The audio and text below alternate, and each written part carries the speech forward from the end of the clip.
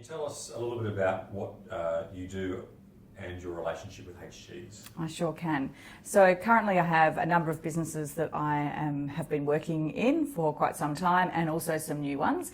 And I have referred to Luke from HGs for all of them, actually. So first, I think the first thing that we did was our family wills. And I think that was as a result of coming to our forum and having a discussion, which was always been really valuable. So to our wills, in a startup, we actually sat down with all of our business partners and we wrote our shareholders agreement together.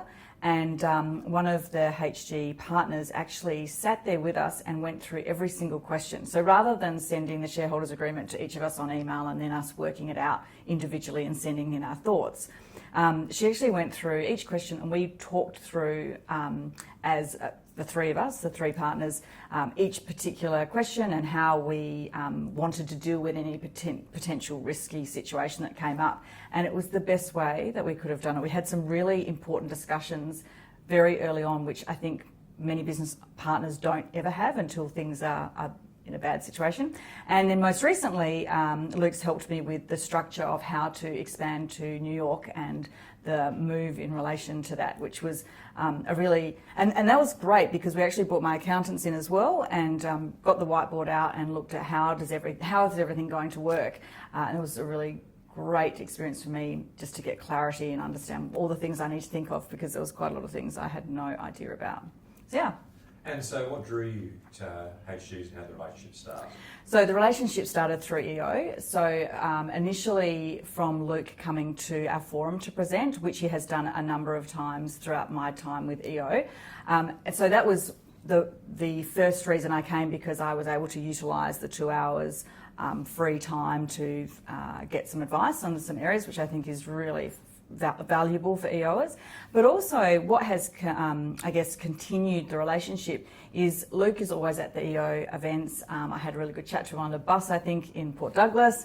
And I think that has really continued to expand the relationship and build that trust. And yeah, I feel like I could go to Luke for any question and then he would either be able to help me or refer me to the right person, whether it be internally or externally. And what experiences can you share with other EOers on your interaction with HGs, apart from what you mentioned today? Well, there's also been the element of being able to utilise the HG offices. So whenever I have come here, whether it be with Luke or for any other lawyer here, or to utilise a room for forum or other meetings that you talking with the receptionist, everyone is so helpful, so responsive. They get back to you straight away and help you immediately. And I think that has you feel like a VIP at HopGoods. Yeah. Fantastic. And the last is why still HGs? Probably those reasons, and I wouldn't change that. But I'm interested to know, Luke, what do you think about the opportunity to work with entrepreneurs that are running a number of different businesses? For instance, in my situation, every time I came to you, it was about something different. Yeah, and look, we really enjoy that. I mean, it's great to work with people who are doing such dynamic things in different businesses, different industries, different locations and jurisdictions. It's really is challenging work for us to do, which we really enjoy. The other thing that I really enjoy in relation to the examples that you've mentioned, Sel, was that we were given the opportunity to add some value and to have some input. And a shareholders agreement is a great example, because a lot of the time we get people send us a shareholders agreement that they've downloaded from the internet, or their friends used one, or I think I'll just use that and really try and save the cost. But you don't have the opportunity, if you're going to do that, to actually really go through what's in it, understand what's in it, but more particularly what's in it may not actually be relevant or appropriate for the commercial arrangement that you're about to enter into with one or two other business partners. And having that discussion that you had, I think adds an enormous amount of value, because as you say, a lot of people don't have it, and the reason they don't have it is because they sign a document that think, oh, that's a shareholders agreement, so that's that box tick, without really giving some consideration to what's in it. Is that appropriate for us? And what other ideas are out there about, what could add value to our relationship as business partners.